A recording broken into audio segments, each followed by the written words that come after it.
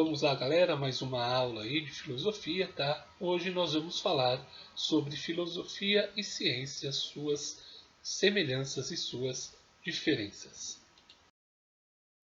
Bom, aqui meu canal no YouTube, tá? Peço a vocês que façam a inscrição, que compartilhem os vídeos, que curtam os vídeos, ok? E vamos aí a filosofar um pouquinho mais em nossas vidas. O material utilizado para esta aula, ok? É o caderno do São Paulo Faz Escola, o caderno do professor que eu utilizei para que nós possamos aí conhecer as diferenças entre filosofia e ciência e também, claro, suas semelhanças. Bom, nós vamos ter um texto aqui de Montaigne, tá? Que vai falar, que tem o título de Como Filosofar é Aprender a Morrer. Ok? É um trechinho bem curto aqui do livro dele, então vamos lá. Para Cícero, filosofar não é outra coisa do que preparar-se para a morte. Talvez porque o estudo e a contemplação tiram a alma para fora de nós, separam nossa alma do corpo, o que, em suma, se assemelha à morte e constitui como um aprendizado em vista dela. Ou então é porque, de toda sabedoria e inteligência, resulta, finalmente, que aprendemos a não ter receio da morte. Em verdade, ou nossa razão falha ou seu objetivo único deve ser a nossa própria satisfação, e seu trabalho tender para que vivamos bem e com alegria, como recomenda a Sagrada Escritura.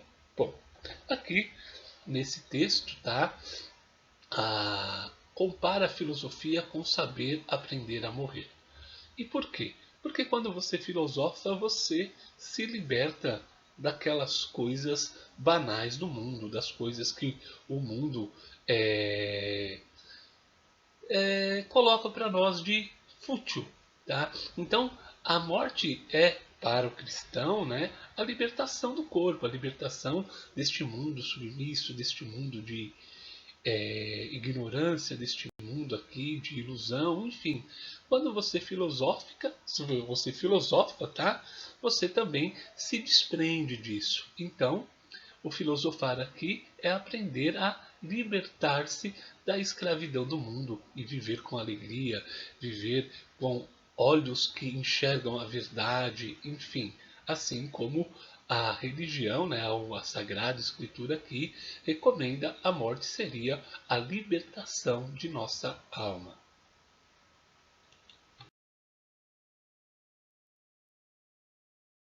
Então aqui, só para continuar o texto, né, não sabemos onde a morte nos aguarda, e por isso a esperamos por toda parte.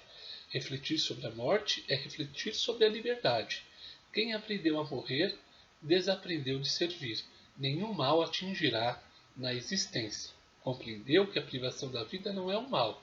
Saber morrer nos libera de toda sujeição e constrangimento. Tá? Então, a morte seria uma liberdade, uma salvação da nossa alma no sentido de conhecimento também, tá? A alma seria aí o grego, né, para a filosofia, a verdade, a busca da verdade, o conhecimento, a razão, ok? Então, ela vai nos libertar aí da escravidão mundana.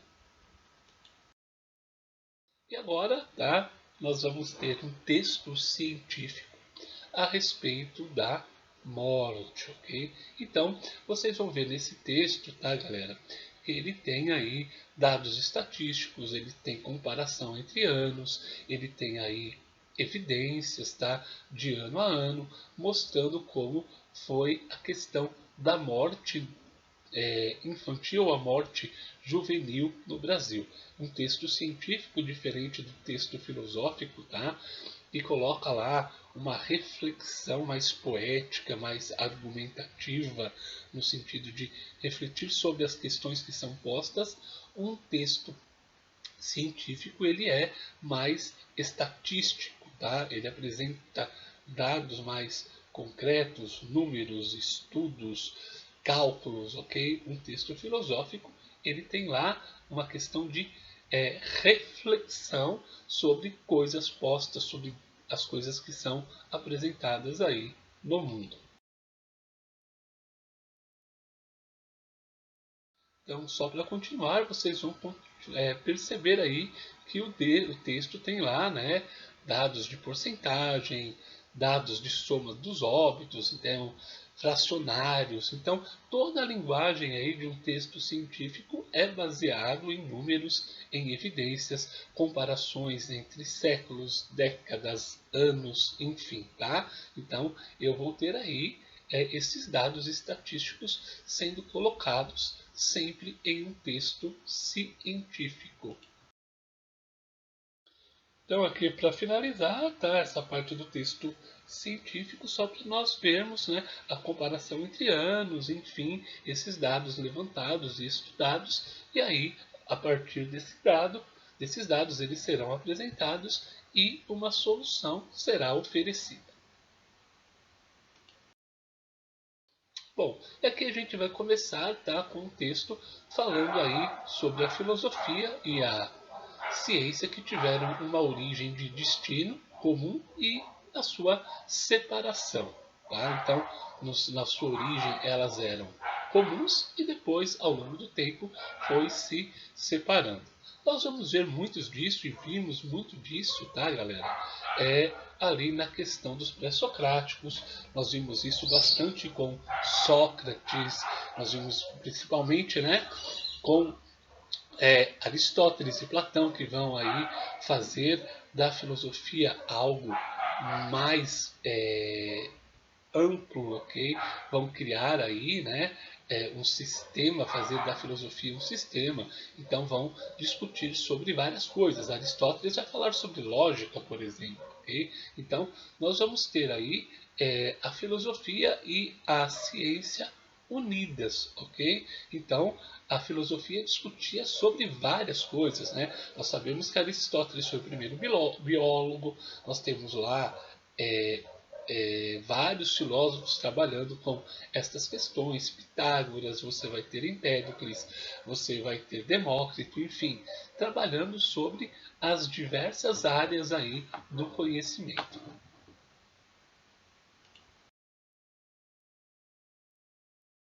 Nós vamos ter o mundo, tá?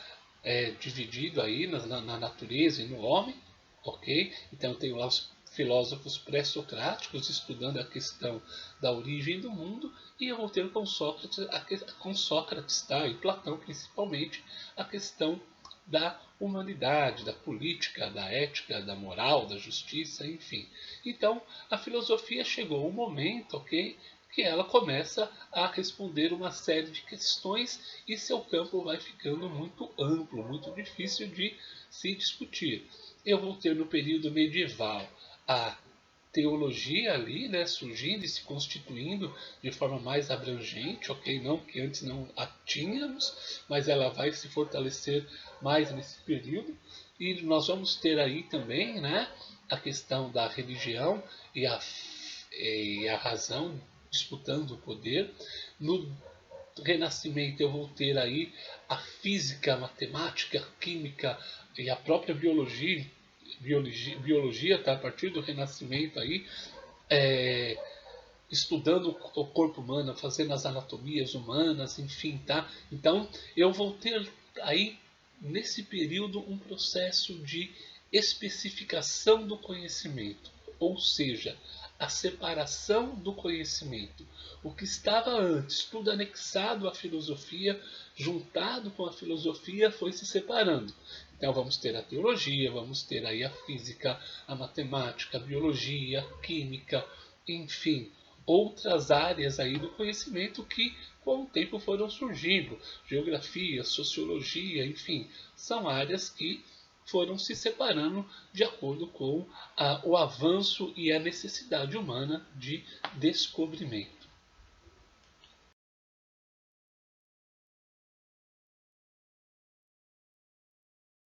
Períodos modernos aí nós vamos ter as obras de Isaac Newton, de René Descartes, Francis Bacon, ok? E outros nomes aí, David Hume, vários nomes que vão estudar aí os princípios da humanidade, os princípios da filosofia, enfim, os princípios do conhecimento. Nós vamos ter nesses períodos aqui, principalmente no período moderno, tá? Uma separação bem intensa entre filosofia e ciência a partir do momento que a ciência, tá? A matemática, a física, a química vão constituir aí a metodologia científica. Então, a ciência passa a ganhar um espaço maior, um espaço mais concreto, e a partir daí nós vamos ter aí a separação mais efetiva entre ciência e filosofia. Tá? Então, a partir do século XIX, então, nós vamos ter aí essa separação bem pronta, e a filosofia vai passar a ser aí um objeto de crítica ao conhecimento científico, tá? Questionando aí sobre as suas posturas, os seus interesses, enfim. Então, nós vamos ter a filosofia e a ciência disputando um papel, claro que uma discussão, né, racional, uma discussão que busque aí o desenvolvimento da humanidade em ambos os setores. Então, nós vamos ter aí a filosofia e a ciência, né, continuando. A filosofia vai orientar a sua finalidade para questionar os métodos do processo do conhecimento como um todo e a reflexão sobre o sentido e o valor da vida e do mundo, com destaque especial para as questões que cercam a existência humana. Então, quando eu digo isso, tá, galera, é que a ciência ela começou a se desenvolver de tal forma que as pesquisas e os resultados têm que ter aí a questão da existência humana. Até que ponto isso é importante para a humanidade? Isso vai resultar para o bem da humanidade, tá? Então, a filosofia quer discutir se as ações científicas, se os projetos científicos vão trazer de fato bem para a humanidade. E a humanidade tem que ser colocada em primeiro ponto, em primeiro aspecto, para o avanço científico, tá? Então, baseados em princípios da ética. Então, continuando aí, tá? Nos séculos que foram se desenvolvendo aí o conhecimento científico de forma mais intensa, tá? Nós vamos ver as semelhanças e diferenças entre o discurso filosófico e o discurso científico, tá? Ambas têm um processo de investigação inspirados pela curiosidade. Tá? Os filósofos e cientistas fazem um esforço para esclarecer a sua ideia e buscar o conhecimento verdadeiro. Ambos vão usar metáforas, né? Exemplos aí para buscar explicar o que foi posto, o que está sendo resolvido. Nós vamos ter também as diferenças, né? A filosofia vai usar de gêneros textuais, vai usar de poemas, diálogos, músicas. Então, a ciência não usa tanto isso, e seu gênero, como nós vimos lá no texto sobre os dados da mortalidade no Brasil, são aí baseados em relatórios, em pesquisas, dados estatísticos, tá? Artigos científicos. A filosofia vai questionar as finalidades da ciência, como nós vimos, ok?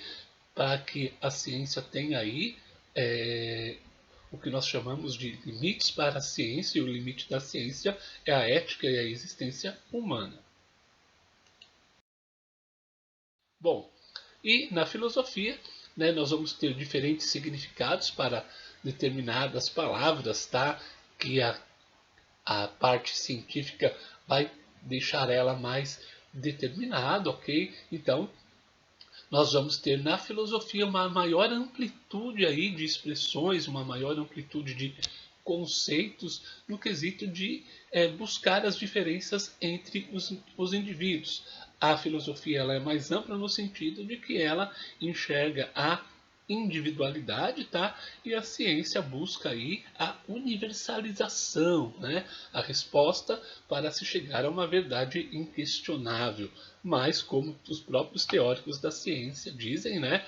A ciência ela foi feita para ser desmentida, para ser desprovada, porque desta forma ela vai avançar enquanto ciência.